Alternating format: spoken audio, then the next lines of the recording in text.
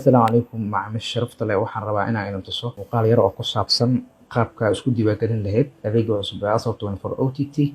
Ugu horreyn waa inaad haysataa internet hormuud ah sida DSL-ka guryaha la dhigto ama SIM card ama inaad haysato Somnet. Labadaas midkood haddaa haysato oo isdiiwaangelin kartaa. Waxaad tagtaa Play Store-ka. Marka Play Store-ka aad tagto oo san kuugu soo baxo qaybtan searching-ka ah waxaad ku qortaa Asal 24 OTT ku qor kadibna waxaad leedahay search ama okay ku dhufo. Markay san ku soo baxdo appka waa kan kor uu nooga muuqdaa appku ku dhufo kadibna install leh. Aniga hadda hore ugu shubtay waxaan leeyahay marka open laakiin adiga install leedahay. Marka open aad dhahno appka qaabkan uu kugu soo bixi doonaa. Kadib waxaan sameynaynaa marka inaan dhahno register now ama isdiiwaangeli. Register now ku dhufo qaabkan uu kugu soo bixi doonaa ama uu kugu soo muuqan doonaa.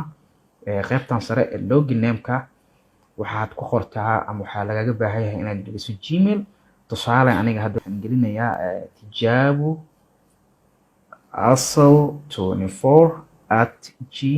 asal24@gmail.com oo kale. qaybtaana waa magacaaga username-ka magacaaga geli. aniga tusaale waxaan gelinayaa tijaabo laakiin adiga magacaaga gelinaysaa meeshaas. qaybtan kale waxaad gelisaa haddaad rag aad tahay man ayaad gelinaysaa. haddaad woman tahayna woman aad dooranaysaa. tusaale aniga man aan dooranayaa. qaybtan oo birthday-gan oo waqtiga dhalata waaye. tusaale aniga 2020 iska dheh ama 2019 iska dheh. kadibna waxaan leenahay okay. qaybtani email-ka ah waxaa samaysaa Gmail-kani kore soo koobiye isaga ama mar labaad qor tii ku fududsamay. aniga hadda waa soo koobiyeystay kadibna waxaan ku leeyahay paste. okay.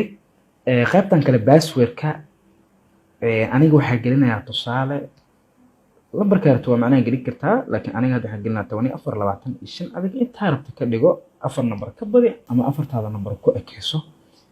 marka mar labaad ku celinaa marka wixii password-kan kore aad soo geliso waa inaad mar labaad ku celisaa 2425 mar labaad ku celinaa. kadib markay saan ay igu soo dhamaato ayaan waxaan leeyahay register now. hadda wuxuu dhahay registration successfully. gadaalan u laabanaa marka qaybtaas kore ku dhufo gadaal u laabo.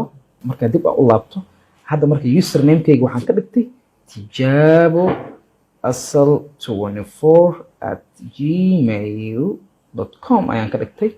qaybtan hoosena waxaan ka dhigtay aniga 2425.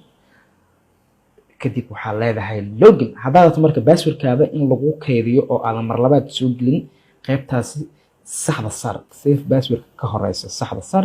kadibna waxaan leenahay login dheh. waxaa noo soo bixaysa packages badan sida Asal 24 ciyaarihii oo kale aflaamtii caruurtii janaalada kale wararka musalada documentary diiniga mid karta ka dooro. tusaale hadda aniga waxaan dooranayaa Asal 24 oo kale. waxaa meeshan nooga soo muuqanayo channels-keeni sida filmskii caruurtii diinigii movieski musalladii showgii asalbo.